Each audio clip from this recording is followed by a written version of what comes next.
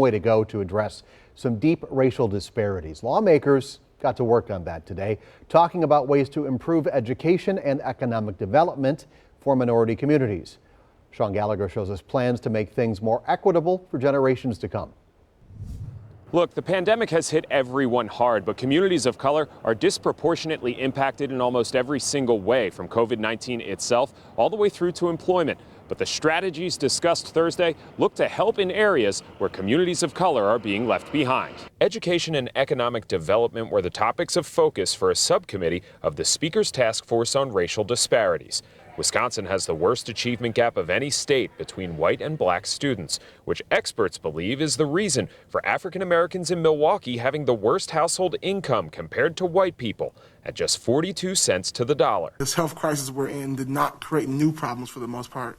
It only magnified pre-existing issues. State Representative Kalen Haywood Jr. harped on the issues facing communities of color even before the pandemic began. One disparity seen in the data is in the Hispanic community.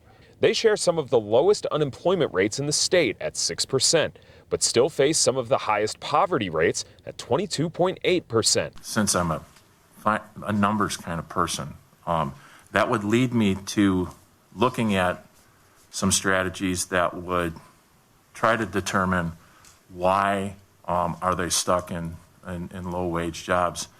Because my point is that their unemployment rate is low. They are looking for something. The Department of Workforce Development says education and wages go hand in hand. Dennis Winters with the DWD says if you learn more, you earn more. If you expect to make over $35,000 a year in Wisconsin, you need some sort of post-secondary education. That can be certificates, that can be apprenticeship, that can be tech college, the whole spectrum. But something past a high school education is what you're going to need to get a sustainable job in the future. But in Wisconsin, African Americans and the Latino community finish high school at a much lower rate than white people, making it even more difficult to pursue a four-year degree.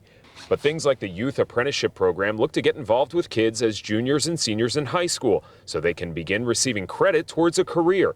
Last year, they had more than 6,000 students involved. We can make funding available for youth that are in high school, primarily low-income youth, as far as that they can actually get training dollars through WIOA and be taking some credits through the technical school, as an example, while they're still enrolled in the high school. So there are many, many examples of how youth can access funds. Our youth apprenticeship program is another way. This apprenticeship navigator is actually someone who knows these industries, who go to schools, who actually go into the schools and are working with the individuals who are interested in apprenticeship to really help guide them through the process. The DWD is also preparing people in jail to re-enter the workforce. They say there are 4 job centers in prisons across the state right now, with a plan to add 4 more next year, preparing those folks for strong family-supporting wage jobs when they get out. In Milwaukee, Sean Gallagher, TMJ4 News.